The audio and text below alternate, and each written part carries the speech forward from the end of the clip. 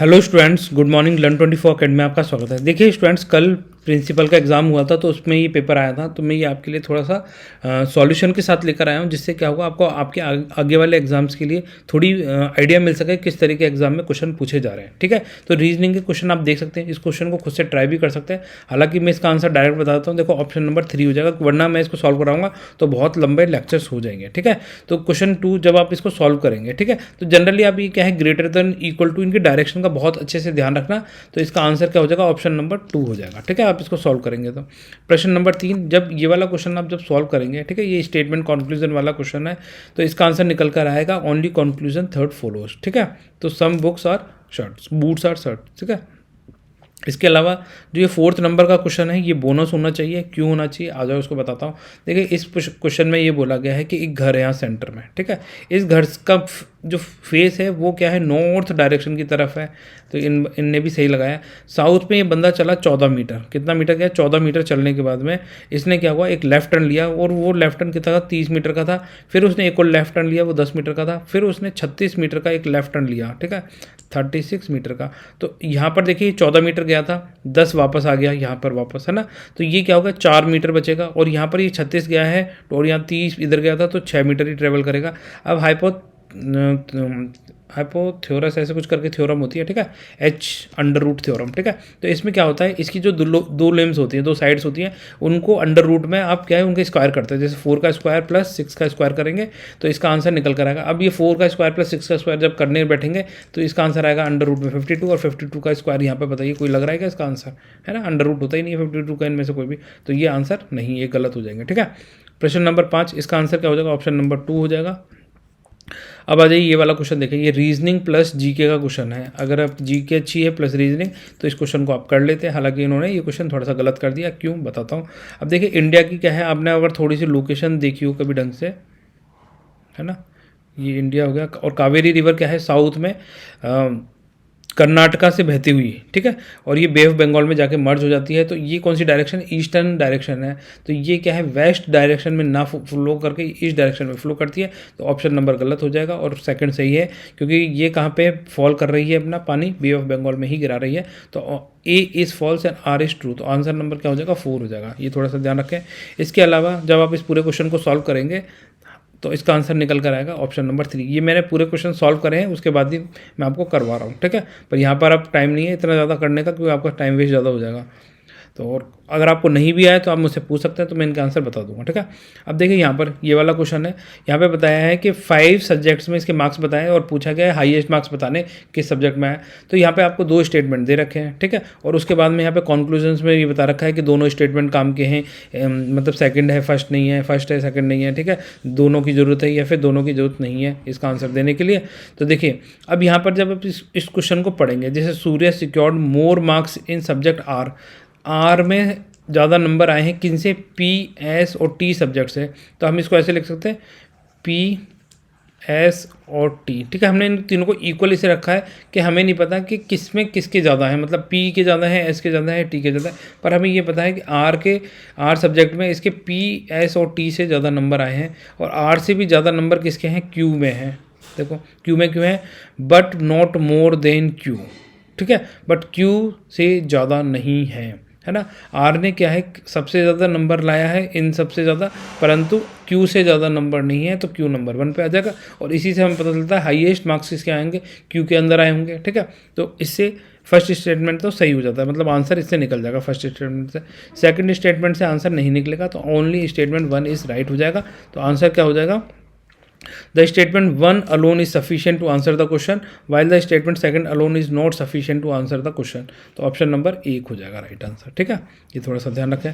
इसके अलावा जब आप इस क्वेश्चन को सॉल्व करेंगे तो आप यहाँ पे देखिए कॉमन मार्क्स देख लीजिए, डांस और सिंगिंग में इसमें पूछा गया, डांस और सिंगिंग में कितने % मार्क्स आए हैं, 300 में से निकालना है। अब आप जब इसे जोड़ेंगे तो इन्हें जोड़ो, कितना आ रहा है ये 21/300। ठीक है, इनटू का 100 कर दो, यही तो पूछा है इसने, इससे इसको काट दो, इससे इसको काट दो, 3 7 21, 7% आंसर आया। अब देखते हैं 7% है इसमें, हाँ ये रहा आंसर, ऑप्शन नंबर 1 हो जाएगा। ठीक है, क्वेश्चन नंबर 10 जब आप इसको पूरा सॉल्व करेंगे तो 809 ही निकल कर आएगा आपका राइट आंसर। ठीक है, इसके अलावा जनरल अवेयरनेस के क्वेश्चंस आ गए हैं। ठीक है, तो यहाँ पर इसका पहला ऑप्शन बिल्कुल राइट है, ऑप्शन नंबर 1 ये बिल्कुल सही है। ठीक है, इसको याद कर लीजिए, MOL3 और TO। ठीक है, ये थोड़ा ध्यान रखना। इसके अलावा as per the all India survey on higher education, ठीक है, report which of the following statements correct gender parity index की बात कर रहा है। तो इसमें क्या है, देखो ये क्वेश्चन थोड़ा सा डाउटफुल है मेरे लिए। ठीक है, हालांकि इसका आंसर ऑप्शन 1 हो सकता है, पर फिर भी मैंने इसको सॉल्व नहीं करा शायद, इसलिए देखेंगे इसको। ठीक है, इसके अलावा जाइए क्वेश्चन नंबर 13 करते हैं। क्वेश्चन नंबर 13 क्या कर रहा है, 100 डेवलपिंग कंट्रीज़ के बेसिस पे ही ये multi dimensional poverty index calculate की जाती है। तो ये स्टेटमेंट बिल्कुल सही है। इसके अलावा देखो यहाँ पर एक ओनली वर्ड आ गया, तो ओनली की वजह से ये गलत हो जाता है, क्योंकि यहाँ पे वैसे ओनली की वजह से गलत नहीं होता, कई बार ओनली की वजह से सही भी होते हैं, पर आप थोड़ा सा ध्यान रख सकते हैं। अगर एक्सट्रीम वर्ड्स आते हैं तो वो जनरली गलत होते हैं। ठीक है, तो MPI defines poverty in monetary terms only, क्या ये पैसों के टर्म में ही नहीं, मॉनेटरी के साथ में इसमें क्या क्या लाइफ एक्सपेक्टेंसी प्लस एजुकेशन भी देखी जाती है।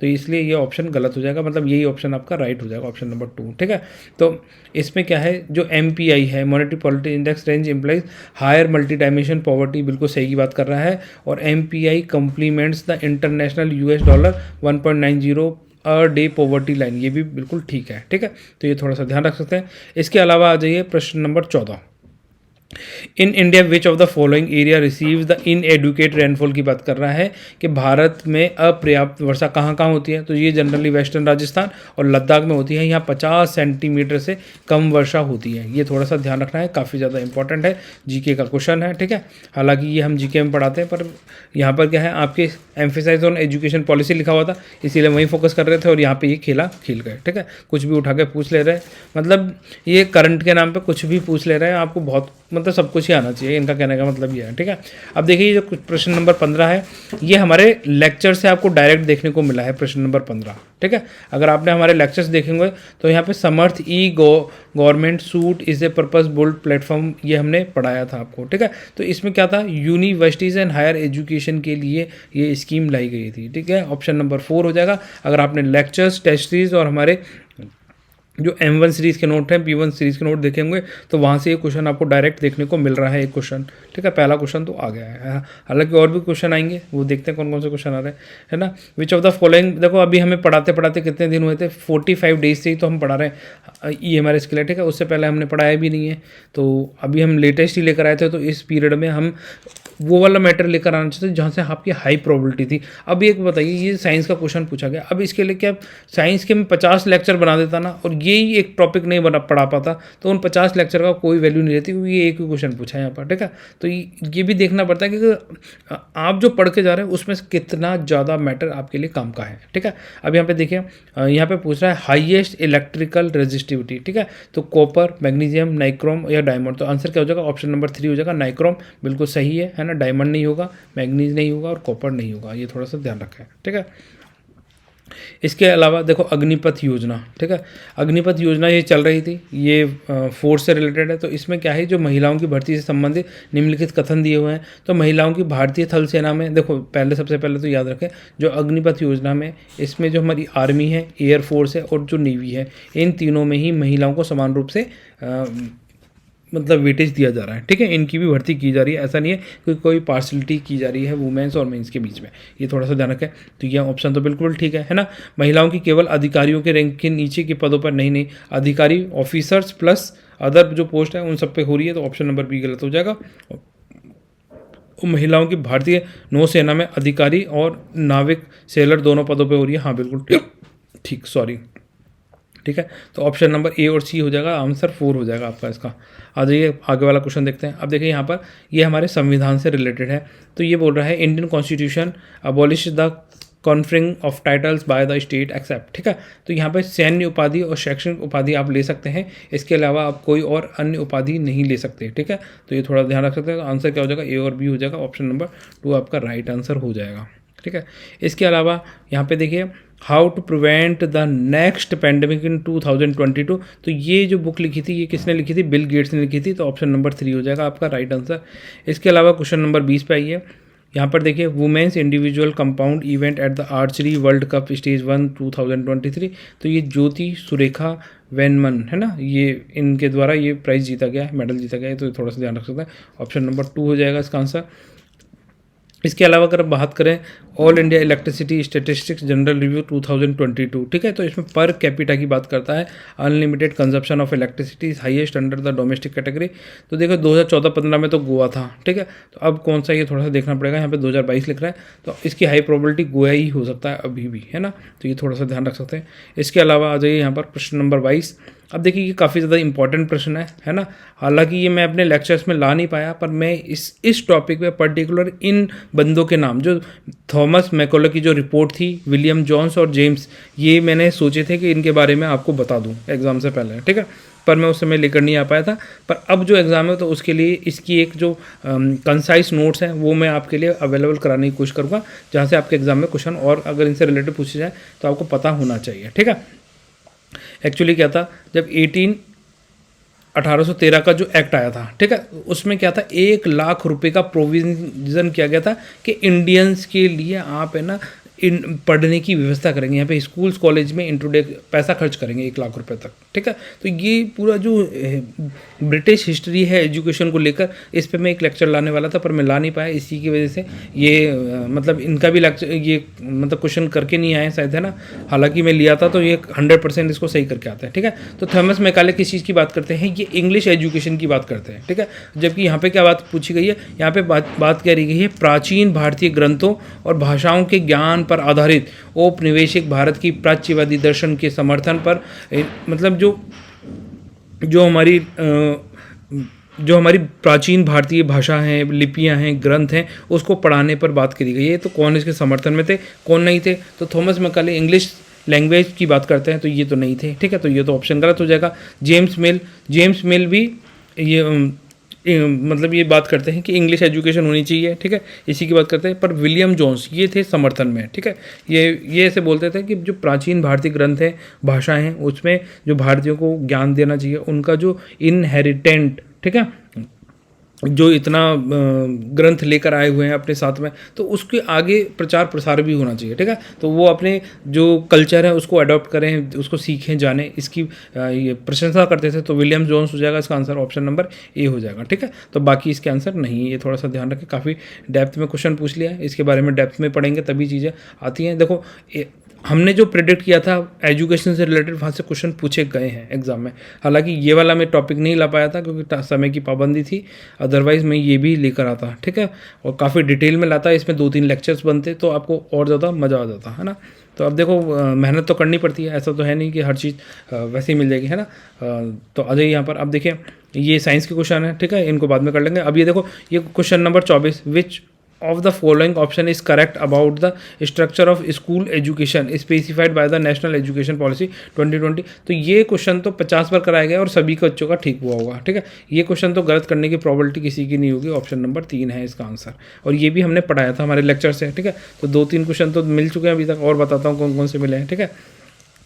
अभी देखिए हिटलर नाजीज पर है ये, है ना, हिस्ट्री पर, मतलब कुछ भी पूछ रहा है उठा के यार, कुछ भी कह लो यार। तो आ जाओ आगे देखते हैं और क्या पूछ रहा है, ठीक है। आप तो उसके क्वेश्चन आ रहे हैं, सेपरेट इलेक्टोरेट की बात करता है। तो देखो यहाँ पर है ना, देखो ये पूछा गया पॉलिटिक्स से question, British introduce the system of the separate electorate. तो सेपरेट इलेक्टोरेट ये उन्होंने कब इंट्रोड्यूस किया था ब्रिटिशर्स ने, पहले बताओ। 1909 का जो मॉन्टेग्यू चैम्सफॉर्ड रिफॉर्म लेकर आए थे, ठीक है। मोल्डे मिल्टो था कि मॉन्टेग्यू चैम्सफॉर्ड रिफॉर्म था, बताओ। तो मोल्डे मिल्टो रिफॉर्म था, मॉन्टेग्यू चैम्सफॉर्ड नहीं था, ठीक है। मोल्डे मिल्टो रिफॉर्म लेकर आए थे 1909 के अंदर। इसमें इलेक्टोरेट सेपरेट इलेक्टोरेट की बात करी गई थी, जो मतलब इसकी सिंपल सी बात है कि मुस्लिमों को मुस्लिम ही इलेक्ट करेंगे, ठीक है। तो ऐसी बात कर रहा था। For election is which continue to be in the practice during the first general election in the post independent India. अब यहाँ पे रीजन दे रखा है, the system separate electorate means that to elect a representative from a particular community only those voters will be eligible who belong to that particular community. तो बिल्कुल सही बात कह रहा है। तो आंसर क्या हो जाएगा, ऑप्शन नंबर 3 हो जाएगा। Both and R correct and R is the correct explanation of ए।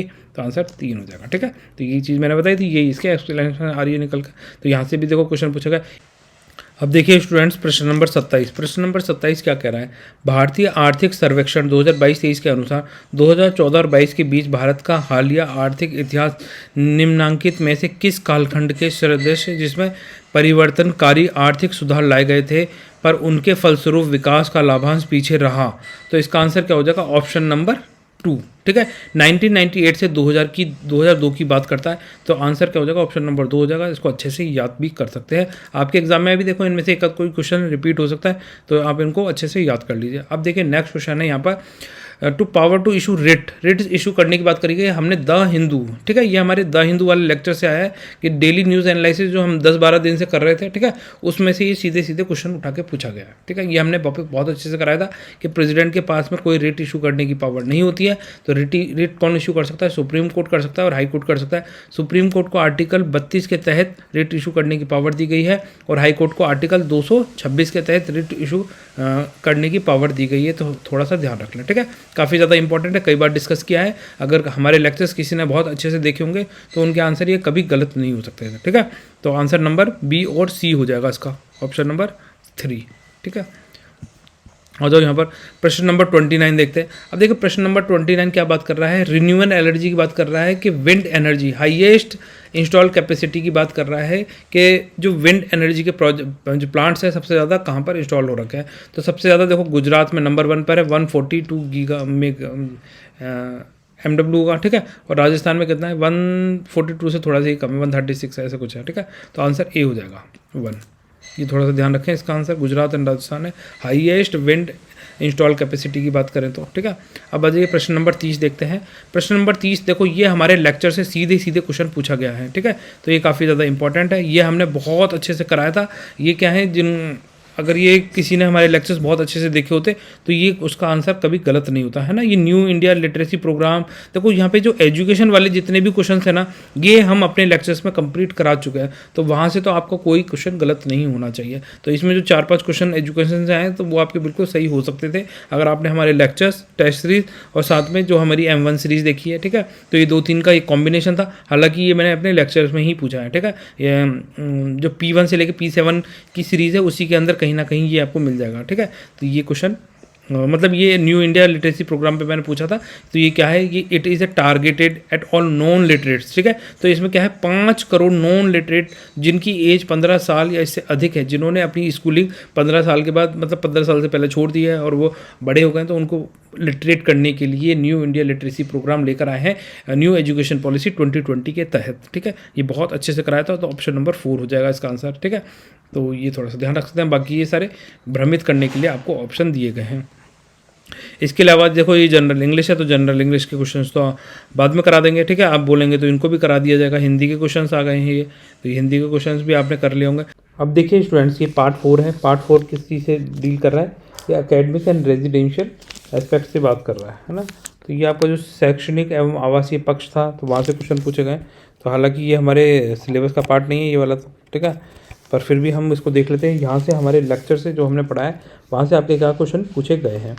अब यहाँ आप देख सकते हैं, आगे आ जाइए। देखिए प्रश्न नंबर 56 यहाँ पे पढ़िए, national education policy 2020 recommended a bagless concept for which group of the grade. ठीक है, तो ये हमने बहुत अच्छे से पढ़ाया था कि इसमें भाई 10 दिन के लिए वोकेशनल कमर्शियल ट्रेनिंग की बात कर रहे थे। ठीक है, तो कौन से ग्रेड की बात कर रहा है, ग्रेड 6 से लेकर 8 की बात कर रहा है, तो ऑप्शन नंबर 2 इसका राइट आंसर हो जाएगा। इसके अलावा आप बात करें प्रश्न नंबर 57 की, which of the following is not related to digital learning. अब आप बताइए डिजिटल लर्निंग इनमें से कौन सा नहीं होगा, ई learning, e Acharya, e commerce या फिर ई कल्पा। ठीक है, तो जो ई कॉमर्स है ये किससे डील करता है, ट्रेड से। ठीक है, बिजनेस से डील करता है। जैसे मान लीजिए फ्लिपकार्ट, अमेजन, ये क्या है, प्लेटफॉर्म है ई कॉमर्स के। तो ये आंसर ही आपका हो जाएगा not related to digital learning. तो डिजिटल लर्निंग कौन से हैं, learning, e learning, e Acharya, e Kalpa हो जाएगा। तो आंसर नंबर 3 हो जाएगा इसका राइट आंसर। इसके अलावा यहाँ आप देखिए, ये तो आपका सब्जेक्टिव क्वेश्चन हो गया। ठीक है, अब देखते हैं जो हमने पढ़ाया वहाँ से बता रहे हैं कि हमने जो पढ़ाया वहाँ से आपको अपने एग्जाम में कहाँ कहाँ क्वेश्चन देखने को मिले हैं। हमारा मेजर फोकस था एजुकेशन से रिलेटेड स्कीम्स पर, तो वो अगर यहाँ पूछी गई हैं तो वो मैं आपको बता चल रहा हूँ। अब ये देखिए निष्ठा प्रोग्राम आपको बताया 1, 2, 3 आपके साथ डिस्कस की थी, 4th नहीं करी थी। ठीक है, तो 4th में क्या सेकेंडरी, वैसे इस तरह सेकेंडरी लेवल की बात करता है, ये तो आप खुद भी समझ सकते हो यार। हमेशा क्या होता है, चीज़ें एडवांस की तरफ जाती हैं, है ना। तो ये थोड़ा सा ध्यान रख लें। आंसर ऑप्शन नंबर 3 हो जाएगा इसका। ये निष्ठा हमने आपको पढ़ाया था, ठीक है, निष्ठा तो पढ़ाया ही था। इसके अलावा यहाँ आप डिजिटल लर्निंग की कमियाँ देख सकते हैं। डिजिटल लर्निंग में क्या क्या कमियाँ, सब्जेक्टिव है, यहाँ पे पूछा गया है, पर डिजिटल लर्निंग की क्या कमी हो सकती है उसके हिसाब से आप बता सकते हैं। अब देखो यहाँ पर देखो, ये निपुण भारत हमने एक अलग टॉपिक पढ़ाया था, परख पढ़ाया था, दीक्षा पढ़ाया था, ये सारे टॉपिक्स पढ़ाए थे। यहाँ पर क्या है, ये डिजिटल प्लेटफॉर्म है लर्निंग के, ये वाली बात करते हैं, ठीक है। तो 75 नंबर क्वेश्चन आपका बिल्कुल गलत नहीं होना चाहिए और बिल्कुल सही है, ये भी सही करके है विद्यांजलि, ठीक है। आंसर नंबर 4 हो जाएगा इसका। इसके अलावा आ जाइए और देखते हैं कहाँ से। ये देखो परख, परख किसके द्वारा लॉन्च किया गया है, ये एनसीईआरटी के द्वारा लॉन्च किया गया था, बिल्कुल ईजी था। ये क्वेश्चन हमारे वीडियो लेक्चर्स में आपको पढ़ाया गया है, वहीं से क्वेश्चन पूछा जा रहा है। इसके अलावा देखते हैं और कौन से क्वेश्चंस हैं जो आपके एग्ज़ाम में पूछे गए हैं, ठीक है। एजुकेशन से रिलेटेड तो देखो हमने कोशिश करी थी कि आपके ज़्यादा से ज़्यादा, जितना ज़्यादा से ज़्यादा कंटेंट आपको प्रोवाइड कर सकें। कोशिश में हम सफल भी हुए जब यहाँ पर मुझे वो चीज़ें देखने को मिल रही हैं, ठीक है। आपने कितना उनको रिटेन करके याद रखा, वो उस चीज़ पर सबसे ज़्यादा इंपॉर्टेंट है। अब यहाँ पे देखिए, यहाँ पे according to the national education policy 2020, अब देखो मैंने नेशनल एजुकेशन 2020 पे बार बार क्वेश्चन पूछा था और मैं आपसे कह रहा था ये नेशनल 2020 पर बहुत सारे क्वेश्चन पूछे जा सकते हैं, इसकी संभावना और कितने सारे क्वेश्चन आप अभी देख चुके हैं, ठीक है। तो ये वेटरनरी काउंसिल ऑफ इंडिया की ही बात करता है, ये थोड़ा सा ध्यान रख सकते हैं। इसके अलावा आ जाइए यहाँ पर और देखते हैं कहाँ से क्वेश्चन पूछा गया। देखो ये स्वयं facilitate hosting of all courses taught in classroom from, ठीक है। तो ये DTH डायरेक्ट टू होम, जो सैटेलाइट लगाते हैं अपने घर में, एंटीना लगा लेते हैं, तो उसके माध्यम से ये आपको क्या प्रोवाइड कर रहा है, एजुकेशन कोर्स प्रोवाइड कर रहा है। तो कौन सी क्लास से, क्लास 9 से लेके पोस्ट ग्रेजुएट तक की बात करता है, ऑप्शन नंबर 2। ये हमने काफ़ी डिटेल में इसको लेक्चर में समझा था, ठीक है। अगर किसी ने लेक्चर में देखा होगा, बहुत छोटे छोटे से लेक्चर थे, ऐसे बहुत बड़ा नहीं था लेक्चर था, लेक्चर के अंदर ये पॉइंट बहुत छोटे छोटे लिए थे, जहाँ से डायरेक्ट आपको क्वेश्चन एग्जाम में देखने को मिले। डायरेक्ट क्वेश्चन है 9 से लेकर मैंने पोस्ट ग्रेजुएट आपको बताया हुआ, वहाँ लिखा हुआ है, ठीक है। अगर आप इसको पढ़ेंगे जाके देख लीजिए, मैं मतलब आपने ढंग से पढ़ा होता तो आपको याद भी रहती है चीज़ें, ठीक है। और जो नए बच्चे हैं उनके लिए तो क्या ही कर सकते हैं, उनको लेक्चर लेट मिले हैं, वो लेक्चर नहीं देख पाए। तो ये क्या है, ये हमारे लास्ट डे एग्ज़ाम से एक दिन पहले, जिनका ये पेपर है ना, ये लास्ट दिन एग्ज़ाम से एक दिन पहले ही ये इन्होंने मुझसे कांटेक्ट किया था और इन्होंने कहा था कि यार मतलब आपके है ना, मतलब बहुत अच्छे लेक्चर्स हैं और मुझे आपकी टेस्ट सीरीज ज्वाइन करनी है। तो इन्होंने टेस्ट सीरीज ज्वाइन करी थी, फिर मैंने लेक्चर्स प्रोवाइड करे थे, शायद ये पढ़ के जा नहीं पाए, है ना। तो इस वजह से इनके थोड़े क्वेश्चन गलत हो गए, अदरवाइज़ ये बहुत अच्छे नंबर लेकर आते, क्योंकि काफ़ी अच्छे इन्होंने आंसर्स दिए हैं पीछे, ठीक है। रीजनिंग और इंग्लिश हिंदी वाले इनके काफ़ी अच्छे आंसर्स हैं, ठीक है। तो अगर ये जीके वाले में थोड़ा सा और अच्छा कर लेते, अगर हमारे लेक्चर शायद उनको पहले मिल जाते, तो मैं ये कह रहा हूँ कि इनके कम से कम 7 से 8 क्वेश्चन और एक्स्ट्रा सही हो सकते थे, ठीक है। आ जाइए अब आगे देखते हैं। यहाँ पर देखो प्रश्न नंबर ये, राइट टू एजुकेशन एक्ट 2009, मैंने इस पर भी कहा था कि भाई ये वाला क्वेश्चन आपसे पूछा जा सकता है। हालांकि देखो सेम इस क्वेश्चन का नहीं, इसके जो पॉइंट्स हैं उसका मैंने स्क्रीनशॉट लेकर रख रखा था, मैंने सोचा कि मैं आपको फॉरवर्ड कर दूंगा, पर मैं ये कर नहीं पाया था, ठीक है। तो उसके अंदर क्या है, यही 3-4 पॉइंट डिस्कस किए हुए, बहुत छोटे छोटे से, और उन्हीं में से एक क्वेश्चन उठा के पूछ लिएगा। ये वाला जो पॉइंट है ना, उसमें साफ लिखा हुआ है कि 60 to 90 के बीच में कितने टीचर्स होने चाहिए, 3 टीचर्स होने चाहिए, ठीक है। तो अगर ये मैं भेज देता, शायद ये पढ़ लेते, तो इनको ये वाला ऑप्शन सही हो जाता, ठीक है। तो ये थोड़ा सा ध्यान रखें, इसका आंसर 4 हो जाएगा। तो ये ऑप्शन गलत है यहाँ पर, ठीक है।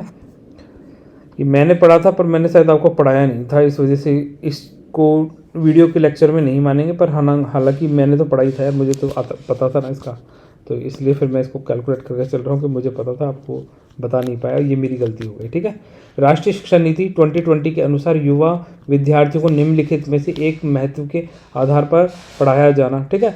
तो डूइंग व्हाट इज राइट, ठीक है। ये डूइंग व्हाट इज राइट, ये न्यू एजुकेशन पॉलिसी, जो हमारी नेशनल एजुकेशन पॉलिसी है 2020 की, उसमें लिखा हुआ है, ठीक है। इससे नीचे का स्क्रीनशॉट तो मैंने एक स्टूडेंट को भेजा था, ये जस्ट उसके ऊपर वाले पेज में लिखा हुआ है, ठीक है। तो ऊपर मतलब ज़्यादा भी दूर नहीं है, वहीं साफ लिख रहा है, मैंने पढ़ा भी था इसको, मैंने शायद बताया भी था किसी लेक्चर में, ये इसके बारे में बताया है, ठीक है।